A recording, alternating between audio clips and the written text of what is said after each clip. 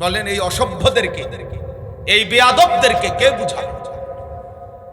দিনের পর দিন যেই বেয়াদবরা আসমানের নিচে জমিনের উপরে, যার কপালে সেজদা নাই, তার চাইতে নিকৃষ্ট বেয়াদব আর কেউ হইতে পারে না। এই বেয়াদব জন্তু জানোয়ারের চাইতেও নিকৃষ্ট।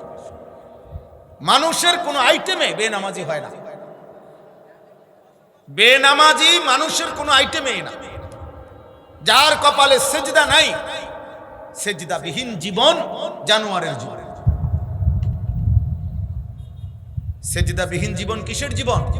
জানোয়ারের জীবন, জানোয়ার হাইওয়ানের জীবন, চতুষ্পদ জন্তুর জিন্দেগি। এটাই সত্যি। ইনহুম ইল্লা কাল আনআম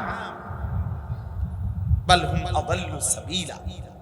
আল্লাহ তাআলা বলেন এদের পরিচয় আর কিছুই নয়, শুধুই জানোয়ার, অথবা তার চাইতেও নিকৃষ্ট পথহারা, অথবা এর চাইতেও বেশি গুমরা। মানে এক জানোয়ারের যে দুর্বুঝ আছে, মানুষরূপী এই জানোয়ারের এটাও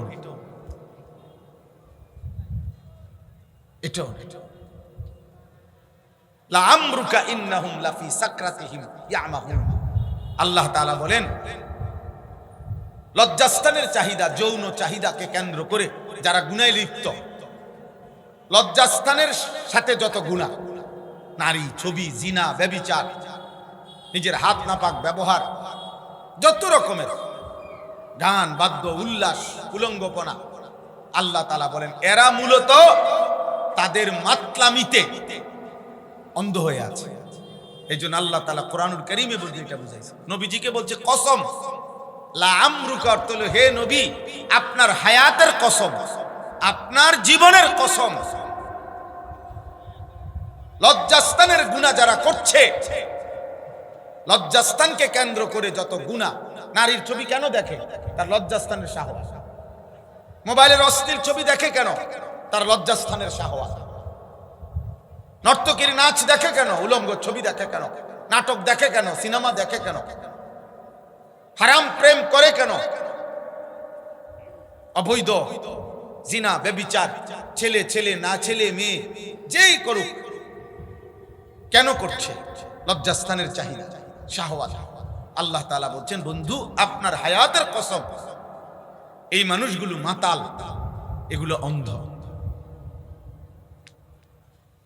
লাফি সাকরাতিহিম, সাকরাতুন মানে মাতলামি, নেশাগ্রস্ত মাতাল, এগুলো মাতাল, তার সিরা, তার সিরা এগুলো। এই জন্য অসংখ্য ছেলে পেলে দেখবেন কেন হাসে কইতারে না, কেন নাচে হোক কইতারে। আপনি জিজ্ঞেস করেন আব্বা চুল এটা যে রাখছো এরকম কেন, মানে কি বুঝাইতে চাচ্ছ, কি কার কাছে সৌন্দর্য দেখাচ্ছ? কে আল্লাহর কাছে, না রাসূলের কাছে, না দিনদার মানুষের কাছে? কার কাছে তুমি তোমার ফ্যাশনটা দেখাচ্ছ? আমি পড়লাম, আমি দেখাইতে পারলাম আল্লাহর কাছে যে আল্লাহ আপনার বন্ধু মাথা মোবারক নবী সাল্লাল্লাহু আলাইহি সাল্লাম সবসময় ঢেকে রাখতেন, এজন্য আমি টুপি দিয়ে মাথা ঢেকে রাখি। নবী সাল্লাল্লাহু আলাইহি সাল্লাম সবসময় দাড়ি রাখছেন, দাড়ি রাখছি। নবী সাল্লাল্লাহু আলাইহি ওয়াসাল্লাম নিয়মিত মেসওয়াক করতেন, আমি সোয়াক করি। নবী সাল্লাল্লাহু আলাইহি সাল্লাম ঢিলা কুলুপ টয়লেট পেপারের উপরে গুরুত্ব আরোপ করেছেন, তো আমরা নিয়মিত টয়লেট পেপার ব্যবহার করি। রাসূলুল্লাহ সাল্লাল্লাহু আলাইহি সাল্লাম আজীবন কামিজ পাঞ্জাবি পরছেন, আমরা পাঞ্জাবি পরি। নবী সাল্লাল্লাহু আলাইহি সাল্লাম মৃত্যু পর্যন্ত লুঙ্গি পরিধান করেছেন, আমরা লুঙ্গি পরিধান করি। তা আমারটার কারণ আমি বললাম, সনদ বললাম, ওরটা ও বলতে বলেন কোনো কারণ ও জানে না, ওর কোনো গন্তব্য নাই, ওর কোনো মঞ্জিল নেই। নাফরমানির কোনো গন্তব্য থাকে না, পাপীর কোনো গন্তব্য নেই। পাপীর গন্তব্য পাপ, অশ্লীলতা, অসভ্যতা, বেহায়াপনা, নোংরামি, খামখেয়ালি, গাফেল। কি করে, কেন করে কিছুই জানে না। এই জন্য বলতেছি আল্লাহ তাআলা এটা বলছেন জাহান্নামীরা সেদিন আফসোস করবে, আহা যদি আমি গ্রহণ করার নিয়তে শুনতাম, আমি যদি কথাগুলোর উপরে দিমাগ খাটাইতাম, আমার বিবেক খাটাইতাম, আমি পারতাম, কিন্তু আমি বড় ভুল করছি। আমি দুইটা ভুল করে ফেলছি। এক হলো হুজুররা বলছে ঠিক, আমার কাছে কাদ জাআনা নাদির, আমার কাছে আল্লাহর পক্ষ থেকে ভয় প্রদর্শনকারী এসেছিল। কখনো নবী রাসূল এক জামানায়, আর এখন উলামা আউলিয়া ওনারা আসছিলেন, বলছিলেন, কিন্তু আমি মনোযোগ দিয়ে শুনি। ওই বুট খাইতে খাইতে ওয়াজ শোনা, বাদাম খাইতে খাইতে ওয়াজ শোনা, ওয়াজ আর বাদাম মস্কারি আর কি, বুঝেন নাই? মোবাইল টিপতে টিপতে ওয়াজ শোনে, কদ্দুর ঘুরে কদ্দুর ওয়াজ শোনে, কারো সুর ভাল লাগলে কদ্দুর শুনে না, হুজুরের কোনো টান টুন নাই, জায়গা ভাল লাগে না, ভাল লাগে না কি হবে? এই হুজুরের এত পরিচিতি নাই, কো ফেসবুকে যদি দেখি না ওনার ওয়াজ। ফেসবুক তোমার আব্বা, হ্যাঁ, ফেসবুক তোমার বাপ। ফেসবুকের প্রতিষ্ঠাতা তো বেঈমান, সে তো মুশরিক, সে তো আমেরিকার খ্রিস্টান। তাহলে অতএব এই খামখেয়ালি, এই অনেক মাঝ বয়সী লোক দেখবেন মসজিদে জুম্মার দিন এই দুই হাঁটুটারে এমনি দিয়া দইরা, এই যে আপনার ওয়াজ হুজুর বয়ান করতেছে আর উনি এই জুড়াইতে আছে, ওয়াজ শোনেন। হ্যাঁ, এই কাকা আপনি আজীবন বিড়িয়ে খাইবেন, কারণ আপনি যেই হোয়াদের ওয়াজ শোনেন এই হোয়াদে কোনো মানুষের পরিবর্তন হয় না। আপনি যেমন আছেন এমনই থাকেন, কারণ আপনার ওয়াজ শোনার ডকেতেই না। আপনি বিড়ি খাইতেন না তো কে খাবে? এবার এই জন্য মসজিদেও যায়, চা দোয়ানে টেলিভিশনের সামনে সমান তালে আসরের নামাজ পড়ছে মসজিদে, আবার ঠিক নিয়ম মাপড়ে রুটিন চা দোকানে বসা টেলিভিশনও দেখতেছে, বিড়িও খাইতেছে, গালিও দিতেছে। খামখেয়ালি, খামখেয়ালি। কোনটা নেকি কোনটা গুনাহ আলাদা করবেন না, কথা বলেন না কেন? আপনি গুনাহ ছাড়বেন না তো কই? আপনি তো বরাবর বানায় রাখছেন, আপনি তো সেম বানায় রাখছেন। গাফেল, গাফলত, খামখেয়ালি। আব্বা এটার দ্বারা ফায়দা হয় না, এবং আকল দিমাগে জায়গা দিতে হয়, বিবেকে জায়গা দিতে হয়, হৃদয়ে জায়গা দিতে হয় যে আমি হুজুরের কথাটা নিলাম, এবার আমি চেষ্টা করি। হ্যাঁ, আমি একদিনে সব পারবো না, একবারে আমি সব পারবো না। আমি তো বলি না আপনার একদিনে সব, আপনি একদিনে জুনায়েদ বাগদাদি হয়ে যান, আমরা এটা বলছি আপনাকে? কথা বলেন না। জুনায়েদ বাগদাদি নিজে একদিন হয়ে গেছে, বাইজিদ বুস্তামি একদিন হয়ে গেছে, উনি তো উনি তো অনেক দিন লাগছে, তো আপনারও সময় লাগবে, অসুবিধা কি? যেই মা তার বাচ্চাকে হাঁটা শিখায়, ছোট বাচ্চাকে, ওই মার যখন সিদ্ধান্ত থাকে আমার বাচ্চা হাঁটা শিখবে, শেখাইতেই হবে, ওই মার বাচ্চাটা প্রথম বারবার পড়ে যায়, আবার মা তুলে দেয়, ও কান্দে শিক্ষারে, কিন্তু মার কথা হলো ওরে তো হাঁটা শিখতেই হবে। অতএব এখানে কাঁদে দেখা কাঁদে নিয়ে বসে থাকলে হবে না, আবারও উঠায়, আবারও পড়ে, আবারও উঠে, এইভাবে বাচ্চা পড়তে থাকে, উঠতে থাকে, হাঁটতে থাকে। ঠিকই 1 মাস 1.5 মাস 2 মাস পরে একদিন এমন হাঁটা হাঁটে এবার গোটা দুনিয়া দৌড়তে থাকে। তো একদিন আমল শুরু করলে প্রত্যেকটা, আমি কিংবা আপনি, প্রথম প্রথম শয়তান ওয়াসওয়াসা দিয়া আপনারে ছুটায় ফেলে, আপনারে ছুটায় ফেলে। আজকে খুব কষ্ট করে ফজরের নামাজ পড়ছে, কালকে উঠাইতে পারছে না, হ্যাঁ হইবে। আজকে 5 ওয়াক্ত নামাজ পড়ছে 3 দিন, তো আবার 3 দিন ছুটাইয়া দিছে, হ্যাঁ হবে। কিন্তু আমার সিদ্ধান্ত আমাকে পড়তেই হবে, আমার সিদ্ধান্ত আমাকে বাঁচতেই হবে, আমার সিদ্ধান্ত আমাকে গুনাহ ছাড়তেই হবে। এটা যখন সিদ্ধান্ত থাকে তখন প্রত্যেক ব্যক্তি শয়তানের ওয়াসওয়াসায় নফসের ধোকায় যখন পড়ে যায় আবার ঘুরে দাঁড়ায় একদিন ঠিকই আল্লাহর দয়া হলে রহম হলে এবার জান্নাতের রাস্তায় সে দৌড়তে থাকে। এবার আর আমল ছোটে না, এবার আর গুনাহ। এজন্য আল্লাহর ভয় 3 স্তর। 1 নাম্বার হলো কুফরি, শিরিক থেকে বাঁচা। শুধু মুমিন ঈমানদার, এটা আল্লাহর ভয়, তাকওয়ার একটা স্তর। 2 নাম্বার হলো নিজেকে যাবতীয় কবিরা গুনাহ থেকে বাঁচিয়ে রাখে, নেক আমল করতে থাকে, এটা তাকওয়ার দ্বিতীয় স্তর, মুত্তাকির।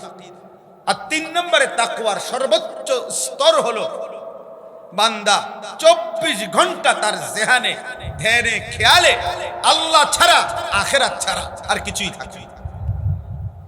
এই মাকামেও পৌঁছে ওয়াজকুর ইসমা রাব্বিক ওয়া তাবাত্তাল ইলাইহি তাবতীলা। আল্লাহ তাআলা বলছে, বান্দা বন্ধু আপনার রবের নামের জিকির করেন আর আপনার দিল দিমাগ, আপনার ফিকির, আপনার জেহান আপনি শতভাগ প্রতি মুহূর্তে আল্লাহর দিকে ফিরে রাখেন। তাহলে এটাও একটা মাকাম, এটা একটা স্তর। এবং এটা হয় মানুষের, আউলিয়াদের হচ্ছে, আল্লাহর প্রিয় বান্দাদের হচ্ছে। এই জন্য দোস্ত বাপ চলেন, কথাটা আমি লম্বা করলাম ইচ্ছা করে সব সময়ের জন্য। তোমরা যারা কিশোর যুবক ছেলে আব্বা, তোমাদের কাছে অনুরোধ, খামখেয়ালি করে আল্লাহর কথা শুনলে জীবনেও আমল নসিব হবে না কোনোদিন। এই তুমি এমনই থাকবে, এই নারী ছবি, মোবাইল, নাচ গান, অশ্লীল দৃশ্য, বেঈমানের মতো চুল, মুশরিকের মতো জীবন, অপরিচ্ছন্ন অপবিত্র শরীর, পেশাব করে যে পানি নেয় না, টয়লেট পেপার ব্যবহার করে না, এই নোংরা মানুষ, অপবিত্র, একদম কম জাত, একদম নিচু জাতের মানুষ, বেশি নিচু জাত, এটা একদম কম জাত লোক, এটা যার মধ্যে কোনো ন্যূনতম ভদ্রতা বলতে নাই। এটা মনে রেখে, পেশাব করে যে পানি নেয় না, টয়লেট পেপার ব্যবহার করেন, একদম নিচু জাতের মানুষের, একদম কম জাত লোক। কারণ একটা 6 মাসের বাচ্চার যে রুচি, এর এই রুচিটাও নেই। 6 মাসের একটা কুলের বাচ্চাও পেশাব করে দিলে চিৎকার করে কান্না শুরু করে, যতক্ষণ তার মা তার এই পেশাবওয়ালা কাপড় না বদলায় অতক্ষণ কাঁদে। বুঝায়, মা আমি বয়স কম হইতে পারে, আমার একটা প্রেস্টিজ আছে, আমার সৃষ্টিগত একটা পবিত্রতার মানসিকতা আছে, এটা আমার জন্মগত আল্লাহ প্রদত্ত পবিত্রতা, পরিচ্ছন্নতা, পাক, সৌন্দর্য, ঘ্রাণ, সুগন্ধ, এটার প্রতি আগ্রহ থাকা মানুষের সৃষ্টিগত জন্মগত পরিচয়, সত্তাগত গুণ বেটা। এই জন্য 6 মাসের বাচ্চা পেশাবওয়ালা হাফ প্যান্ট নিয়া সে শুয়ে থাকে না, সে জেগে ডাকতে থাকে মাকে। আর 18 বছরের ছেলে, 14 বছরের, 20 বছরের, 30 বছরের মানুষ, 40 বছর বয়স। হ্যাঁ, 2টা বর্ণনা। একটা হলো নবীজি বলছেন, সে প্রস্রাব থেকে ঠিক মতো তার প্রস্রাবের ছিটা, পেশাব করতে বসলে 1টা 2টা 3টা ছিটা মানে শক্ত মাটির কারণে ছিটা আইসা তার লুঙ্গিতে পড়তো, এটা সে খেয়াল করতো না। মানে টয়লেট পেপার পানি ব্যবহার করত, শুধু কি করতো না, এই 2-4টা ছিটা পানির আরে পেশাবের তার গায়ে এসে পড়তো, সে এটা খেয়াল করতো না। লা ইয়াস্তানজাহু মিন বাউলিহি, আল্লাহ নবী বলেন এই কারণে কবরে আযাব হচ্ছে।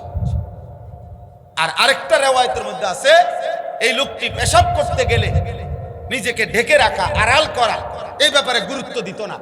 মনে করেন জেন দিয়ে মুতে ধরছে, জেন দিয়ে মুতে লাইছে। ফালতু কিছু মানুষের অভ্যাস আছে না, ওই রাস্তার এক পাশে পেশাবে ধরছে, ওই আরে তো এদিক দিয়ে মানুষ যায়, পুরুষ যায়, নারী যায়, গাড়ি ঘোড়া যাইতেছে, তো ওরা কি মনে করবে, ওরা কি মনে করবো আমি কে জানি, হেরা মনে করবো আমার মুতে ধরছে, আমি মুতে আছে।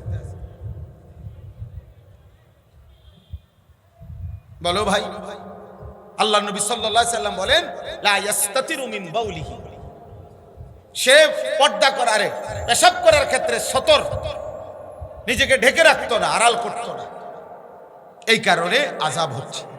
তাহলে বলেন, যেখানে প্রস্রাবের 2-4টা ছিটা বেখেয়ালে আয়সা পড়তো, এই কারণে কবরে আযাব হচ্ছে, সেই ব্যক্তি দিনের পর দিন যে পেশাব করে পানি নেয় না, ঢিলা কুলুপ টয়লেট পেপার ব্যবহার করে না আব্বা, তো তার হালাত, তার কবরে কি হবে রে বাপ? আন্দাজ কর। আল্লাহ তাআলা আমাদেরকে বুঝার তৌফিক দান করে। এই সবটা কথা, আবার এই কথাটাই, ওয়াকালু লাউ কুন্না নাসমাউ আও নাকিলু মা কুন্না ফি আসহাবিস সাঈদ। মনোযোগ দিয়ে আল্লাহর কথা গ্রহণ করার নিয়তে শুনতে হবে। আপনি পারবেন। বয়স্ক বাবা আপনাদেরকে বলি, আপনারা পারবেন। যুবক ভাই তোমাদেরকে বলি, তোমরা পারবা ভাইয়া। ওলামায়ে কেরামের কথা এই নিয়তে, মসজিদের বয়ান, ওলামাদের বয়ান, এই নিয়তে শুনেন যে আমি ইনশাআল্লাহ পারবো। গাফেল না হইলে, আন্তরিকতা নিয়ে মনোযোগ দিয়া ভাবলে, চেষ্টা করলে, আল্লাহর কথাটা গ্রহণ করলে ইনশাআল্লাহ আল্লাহই তৌফিক দেবে। ওয়াল্লাযীনা জাহাদু ফীনা লানাহদিয়ান্নাহুম সুবুলানা। আল্লাহ বলে, আমার পথে চলার জন্য, আমি আল্লাহর হুকুম মানার জন্য যে মুজাহাদা করে, সর্বাত্মক চেষ্টা করে, তার সাধ্যে আমি তো করব আমার সাধ্য মতো চেষ্টা। কথা বুঝেন নাই? আমরা আমাদের সাধ্য মতো চেষ্টা করব না তো। বান্দা যখন তার সাধ্য মতো আমার পথে চলার চেষ্টা করে, আল্লাহ তাআলা বলেন, আমি যদি দেখি তার আন্তরিকতা আছে, তার চেষ্টা আছে, তার মধ্যে ফিকির আছে, তার মধ্যে মেহনত আছে, খোদার কসম আল্লাহ বলেন, আমি তার হেদায়েতের অসংখ্য রাস্তা আমি তার জন্য খুলে দেব। এবার সে বাজারে থেকেও জান্নাতের দিকে, এবার সে মসজিদ থেকেও জান্নাতের দিকে, সে ঘরে থেকেও জান্নাতের দিকে, স্বামী স্ত্রীর একান্ত সম্পর্ক, এখানেও সে জান্নাতের দিকে। আফি বুদআই আহাদিকুম সাদাকা। আল্লাহর নবী সাল্লাল্লাহু আলাইহি সাল্লাম বলেন, দিন মেনে হালাল পন্থায় স্বামী স্ত্রীর মেলামেশা, এখানেও তোমাদের জন্য আল্লাহর রাস্তায় সাদাকা করার সওয়াব মিলবে। দুইটা জিনিস জরুরি মনে রাখবেন। এই সূরা, যে সূরা থেকে আমি পড়ছি, এই সূরার 10 নম্বর আয়াত সূরা মুলকের মধ্যে আছে, প্রত্যেক জাহান্নামী পাপী যারা হাসরের ময়দানে জাহান্নামী হবে, সে ফেরেশতাদের কাছে আফসোস করে দুইটা কথা বলবে। প্রত্যেক জাহান্নামী ফেরেশতাকে বলবে, ভাই, দুইটা কাজ যদি আমি করতাম দুনিয়াতে, তাহলে আজ আমি জাহান্নামী হতাম না। একটা হলো, আমি যদি আল্লাহর কথা গ্রহণ করার নিয়তে, হেদায়েতের নিয়তে, মানার নিয়তে যদি শুনতাম, আর দ্বিতীয় যে কথাগুলো শুনছি সেগুলো নিয়ে যদি আমি আকল, আমার দিমাগ খাটাইতাম, বুদ্ধি খাটাইতাম, ফিকির করতাম যে হুজুর রাজা আমারে বললেন, আমি এর আগে নিলাম কথাটা, এবার দেখি কদ্দূর সম্ভব আমি চেষ্টা শুরু করি। এই আমি যদি আমার বিবেক দিমাগ খাটাইতাম, আকল, তাইলে আজকে আমি জাহান্নামী হতাম না। আমি দুইটা ভুল করে ফেলছি। এক হলো, কোনোবারেই মনোযোগ দিয়া শুনি নাই। দ্বিতীয়ত, এটা আকলের মধ্যে, ব্রেনের মধ্যে, কলিজার মধ্যে জায়গাই দেয়নি। প্রথমেই মনে করে নিছি যে এটি আমার দিয়ে হইতো না, আমি এগুলা পারতাম না, আমার পক্ষে সম্ভব না। আপনাকে বলছে সুদ খাওয়া ছেড়ে দেন, আপনি বললেন যে এখন আর এটা ছাড়া চলবে না, তো এটা তো কোনো কথা হইতে পারে। আপনি কথাটা আগে নেন, হ্যাঁ দেন, গ্রহণ করেন। আপনাকে বলছে 5 ওয়াক্ত নামাজ জামাতের সাথে পড়তে, আপনি কথাটা আগে গ্রহণ করেন, এবার একটু বুদ্ধি খাটান, ফিকির করেন, ব্যস্ততার ভেতর দিয়েও আমি কেমনে নামাজের জামাত ধরতে পারি। হ্যাঁ, 1 সপ্তাহ পালন করছি, 2 দিন পরে ছুটে গেছে, আজকে 2 দিন আবার পারলাম না, ঠিক আছে, হইতেই পারে, আবার শুরু করেন। আমারে বলছে মিথ্যা বলতে না, সুদ খাইতে না, নারী দেখতে না, ছবি দেখতে না, তো ঠিক আছে, আমি কথাটা নিলাম আগে, আমি দেখি, চেষ্টা করি, শুরু করি। তো 6 দিন মানছি, এরপর আবার ছুটে গেছে, ঠিক আছে, কিন্তু 6 দিনের কি নেকি হবে না? কথা বলেন না। একদিনের কি নেকি হবে না? তো তাইলে না, এটা পাত্তাই দিলাম, এটার কোনো আমি গুরুত্বই দিলাম। এই মানুষগুলো জাহান্নাম। বরং যদি সে কি করত, অকালু লাউ কুন্না নাসমাউ আও নাকিলু, এই যে কোরআনের আয়াত, জাহান্নামী বলবে, হে ফেরেশতা, লাউ কুন্না নাসমাউ, যদি আমরা শুনতাম, আমি যদি শুনতাম, এই শুনতাম মানে সিমাআ হিদায়াতিন, তাফসীরের মধ্যে আছে, হেদায়েতের নিয়তে যদি শুনতাম, মানার নিয়তে, গ্রহণ করার নিয়তে, আও নাকিলু, অথবা যদি আকল খাটাইতাম, ব্রেন খাটাইতাম, যদি বুদ্ধি খাটাইতাম, আমার বিবেকটা যদি একটু খাটাইতাম, ফিকির করতাম যে কেমনে সম্ভব। 10টা বলছে হুজুররা, আমি শুরু করি, দেখি না, আমি 7টা পারিনি, 2টা পারিনি। আমি আমার ব্রেন যদি, বুদ্ধি, দিমাগ, ফিকির খাটাইতাম, শুনবার পরে মা কুন্না ফি আসহাবিস সাঈদ, তাহলে আজ আমি জাহান্নামী হতাম না। এইটা তাফসীরের মধ্যে লিখছে। এই জন্য যে প্রত্যেক ব্যক্তির উচিত 1 নম্বরে হলো গ্রহণ করার নিয়তে শোনা, যে আমার জন্য বলতেছে আল্লাহর বিধান, আমি পারমু দেখেই আমারে বলতেছে। এখানে কোনো গরু ছাগলের আমন্ত্রণ করা হয় না। আল্লাহর বিধান, আল্লাহ তাআলাই বলছেন, আমি এই বিধান তোমাদের জন্য দিতে গিয়ে, ইউরিদুল্লাহু বিকুমুল ইউসরা ওয়ালা ইউরিদু বিকুমুল উসর, আল্লাহ তাআলা বলে, বান্দা, প্রত্যেকটা বিধান নির্ধারণ করতে গিয়ে আমি আল্লাহ তাআলা তোমাদের যেন সহজ হয়, এটা আমি নিজে খেয়াল করছি। আমি আল্লাহ খেয়াল করছি এটা যেন আমার বান্দার জন্য সহজ হয়। ওয়ালা ইউরিদু বিকুমুল উসর, আমি কোনোভাবেই তোমাদের জন্য একটি বিধান কঠিন হোক আমি আল্লাহ চাই না, আমি চাই নাই বান্দা। তাহলে একে তো আমাদের জন্য, দ্বিতীয়ত আমরা পালন করতে পারবো, এইটা বুঝ করেই আল্লাহ তাআলা দিয়েছে, মা জাআলা আলাইকুম ফিদ্দীন মিন হারাজ। আল্লাহ তাআলা বলেন, দ্বীনের নামে, বিধানের নামে, শরীয়তের নামে তোমাদের উপরে আল্লাহ কোনো হারাজ, পেরেশানি চাপায়া দেন নাই। প্রত্যেক অবস্থার ভিন্নতা, পরিবেশের ভিন্নতা, শরীর স্বাস্থ্যের অবস্থার ভিন্নতাতে ভিন্ন ভিন্ন বিধান দিচ্ছি। তুমি কোনোভাবে দাঁড়ায় থাকতে পারতেছ না, আমি আল্লাহ তাআলা তোমাকে বসে নামাজ পড়ার সুযোগ দিছি। তুমি বসতেও পারছো না, আমি আল্লাহ তাআলা তোমাকে শুয়ে কাত হয়ে নামাজ পড়ার অনুমতি দিছি, সুরত রাখছি। তোমার প্রচন্ড ব্যস্ততা, দূরের পথ, আমি তোমারে মাত্র কসর নামাজের রাকাত কমায় দিছি। তুমি দেখো প্রত্যেক অবস্থা।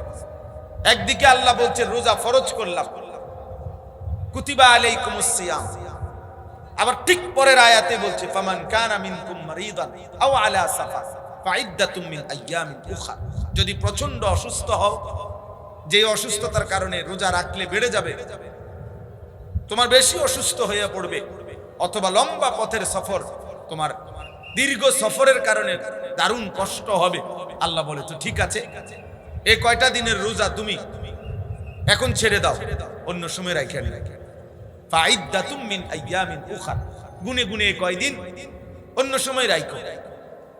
তাহলে বলেন আল্লাহ তাআলা আমাদের জন্য বিধানের নামে, দ্বীনের নামে কোনো কঠিন কিছু দেয় না।